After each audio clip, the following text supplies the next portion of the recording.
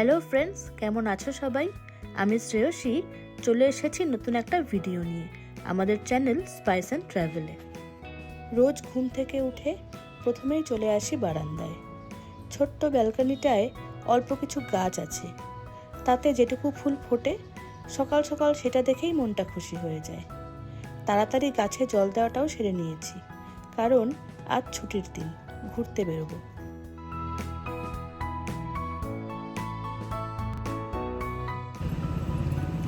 এখন সকাল বেলা 10:55, আর আমরা এখন বেরোচ্ছি একটু ঘুরতে আশেপাশে ডে আউটে। এই যে মাম্পি এসে গেছে, মিষ্টি, আর এই যে সোনু। চলো বেরোই তাহলে।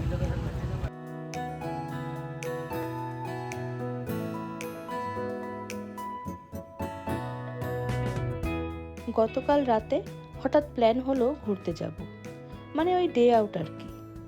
একটু গাজলডোবা, তারপর ডুয়ার্স ঘুরে লাঞ্চ করে বিকেলের মধ্যে ফিরে আসব, কারণ বাচ্চাদের টিউশনও আছে, যেটা একেবারেই মিস করা যাবে না।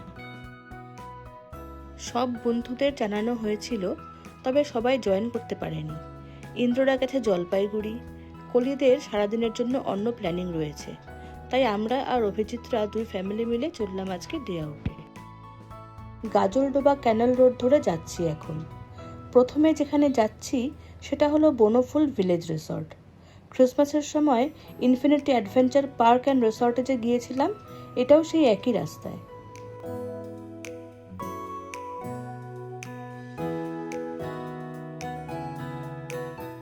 গেট দিয়ে ঢুকে সরু রাস্তার দুধারে ছোট ছোট কটেজ আর প্রচুর গাছ, চারদিকটা বেশ সবুজ।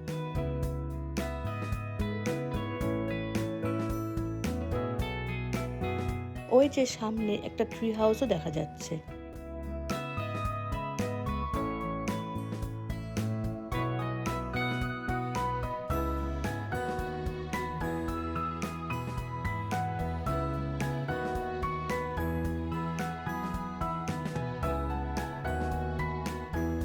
গাড়ি পার্ক করে নিয়ে এগোচ্ছি। বেশ অনেকটা জায়গা নিয়ে রিসর্টটা। দুদিকে যেমন গাছপালা আছে, তেমন মাঝে মাঝে খালি জায়গাও আছে, যাতে ইচ্ছে হলে মাঠে বসা যেতে পারে।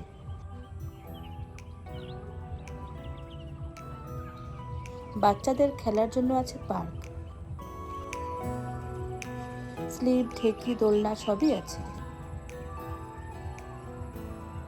তখন যেটাকে ট্রি হাউস ভেবেছিলাম, সেটা সত্যিকারের ট্রি হাউস না, আর্টিফিশিয়ালি তৈরি করা, কিন্তু ভালো বেশ।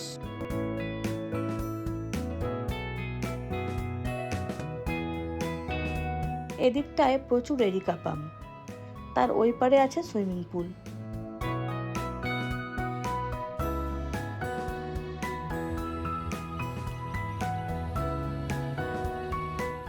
একটা বুদ্ধা মূর্তি রয়েছে, ভীষণ সুন্দর। আর প্রচুর পাখি ডাকছে। ব্যাকগ্রাউন্ডে তোমরা শুনতেও পাচ্ছ হয়তো প্রচুর পাখির আওয়াজ। এরকম শান্ত পরিবেশে পাখির আওয়াজ শুনতে কার না ভালো লাগে। এই যে চলে এসেছে সুইমিং পুলের দিকটায়। পুলটা বেশ বড়, আর চারদিকে শুধু গাছ আর গাছ।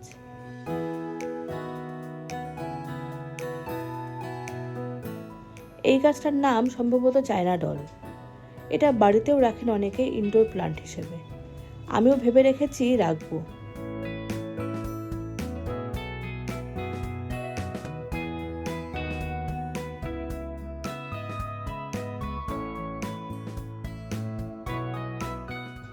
আবারও প্রচুর এরিকা পাম, তার সাথে আরও পাতাবাহার গাছ।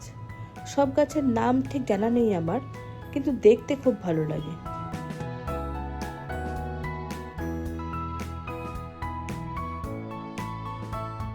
আর এই যে এখানে আছে কাঠগোলাপ, এটা আমার খুব প্রিয় ফুল।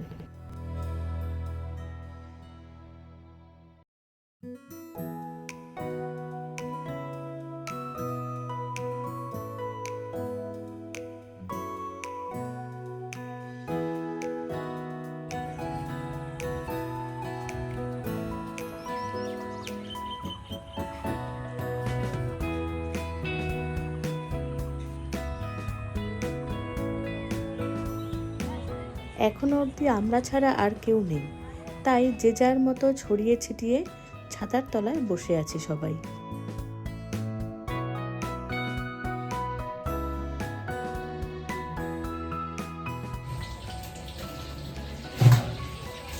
আমরা ম্যাগি ফ্রাই আর মোমো অর্ডার দিয়েছি, তো এখানে ম্যাগি ফ্রাইয়ের জন্যই চলছে এখানে প্রস্তুতি।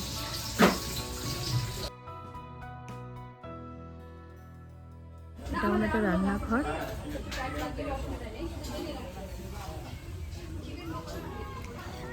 আর ওখানে এই যে ওরা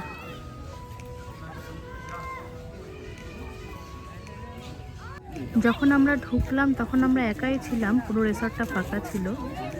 এখন দেখো আস্তে আস্তে লোকজন বাড়ছে, এই যে বাচ্চারা খেলছে ওখানে।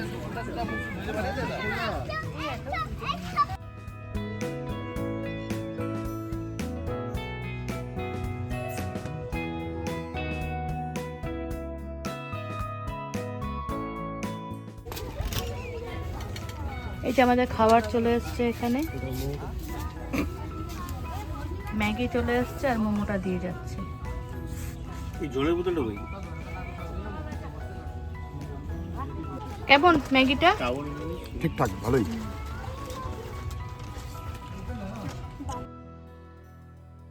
ম্যাগি খেতে খেতে মোমো চলে এসেছে।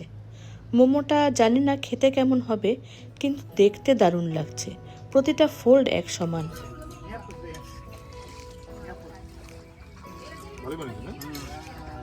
কেমন মাম্পি মোমোটা? হেভি টেস্টি আর ফিলিং খুব ভালো। বাহ,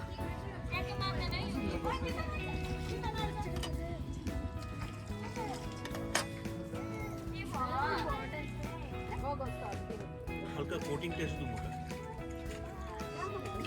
একদম জেনুইন। মোমোটা লুক অ্যান্ড টেস্ট দুটোতেই 10 on 10। বাচ্চা পার্টি সাবার নিয়ে রেডি, এখন নামবে পুলে। কোথা দিয়ে নামবে সেটাই বুঝতে পারছে না।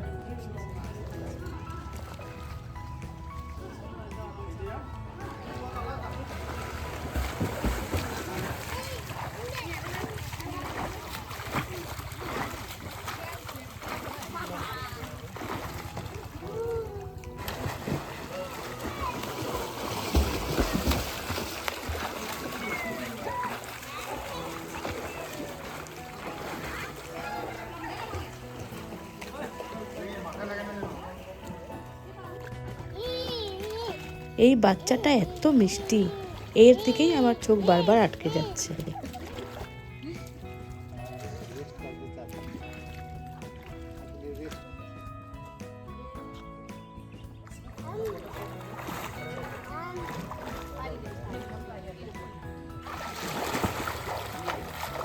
দুজনে যে যেটুকু সুইমিং জানে সেটাই ঝালাই করে নিচ্ছিল। এই যে বাবু টায়ার্ড, জলের মধ্যে চেয়ারে বসার মতো করেই বসে আছে।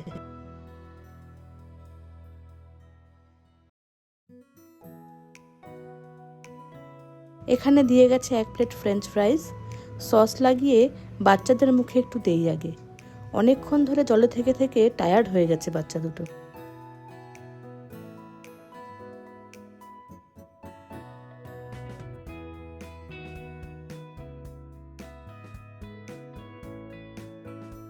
একটু চিকেন পাকোড়া অর্ডার করা হয়েছিল, সেটাও চলে এসেছে। খাওয়া দাওয়া হলো, এখন কোথায় একটু সুইমিং করবে তা না, আবার রেস্ট। ভালোই। সবচেয়ে মজা ওরই, যতবারই ওর মা ওকে জল থেকে তুলে ফ্রেশ জামা ডাইপার সব পরাচ্ছে, তারপর ও আবার নেমে পড়ছে পুলে, ডাইপার ফুলে ঢোল। ওরা এখানে প্রচুর সবজিরও চাষ করছে, প্রচুর বেগুন গাছ আছে, কিছু কিছু গাছে বেগুন হয়েও আছে।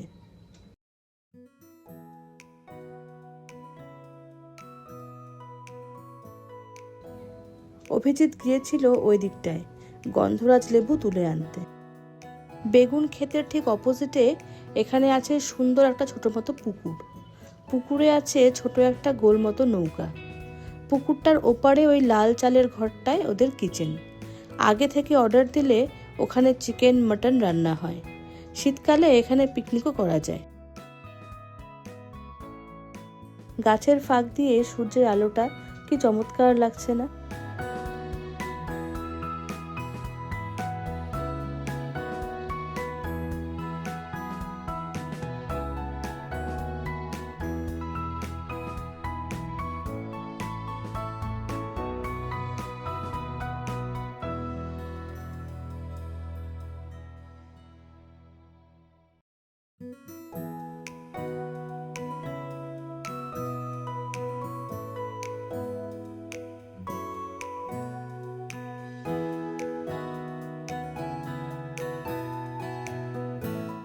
বেলা যত বাড়ছে রোদও বাড়ছে, তাই আমরা বেরিয়ে পড়লাম।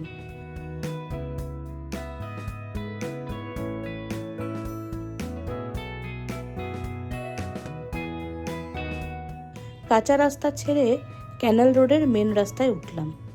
ওই যে দূরে দেখা যাচ্ছে সাসপেনশন ব্রিজ।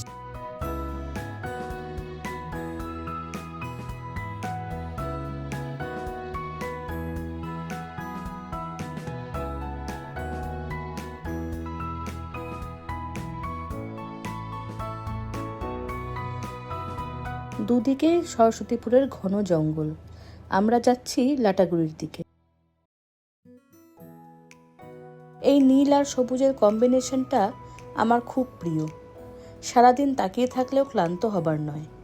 আর নর্থ বেঙ্গলে তো মাঝে মাঝে বৃষ্টি হচ্ছে, তাই কোনো গাছেই বিন্দুমাত্র ধূলিকণা নেই। চকচকে সবুজ, তার ওপর রোদ এসে পড়েছে। এরকম প্রকৃতি দেখলে না মনটা খুব টানে, দূরে কোথাও অজানা কোনোখানে। চা বাগান ছাড়িয়ে এখন ক্রান্তির ধারালা ব্রিজের ওপর দিয়ে যাচ্ছি। এরপরই লাটাগুড়ি।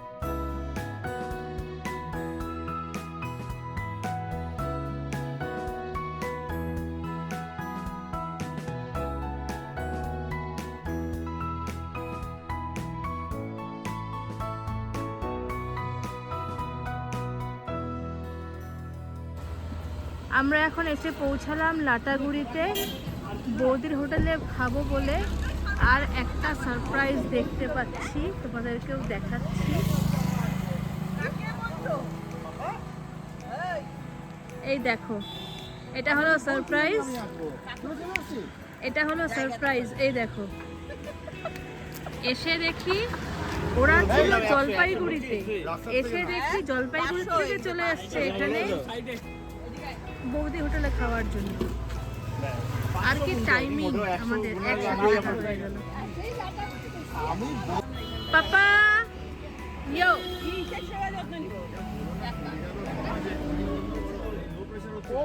হচ্ছেই না। যা যা যা, কি যে হলো।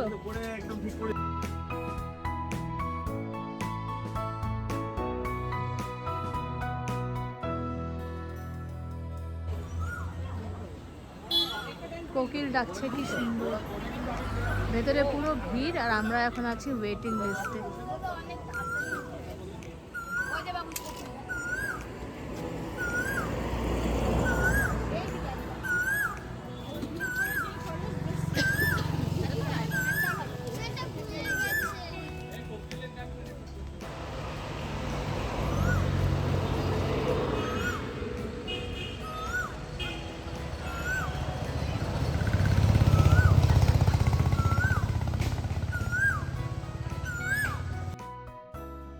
বসে পড়েছি লাঞ্চে। বাচ্চারা সুইমিংয়ের পর ঘুম পেয়ে গিয়েছিল গাড়িতে, তাই মুখ বেজার করে বসে আছে।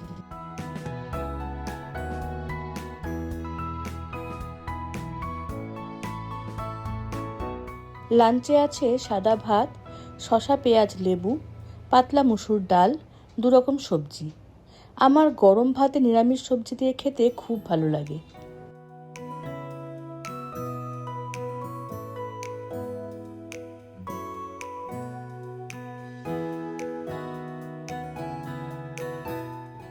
আমরা মাটন থালি বলেছিলাম, তাই মাটন চলে এসেছে।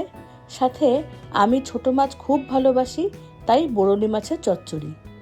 মাছটা যেমন ফ্রেশ তেমন সুন্দর রান্না, আর মাটন নিয়ে তো কোনো কথা হবে না। বৌদির হোটেলের এই মাটনের জন্যই দূর দূর থেকে লোক আসে খেতে।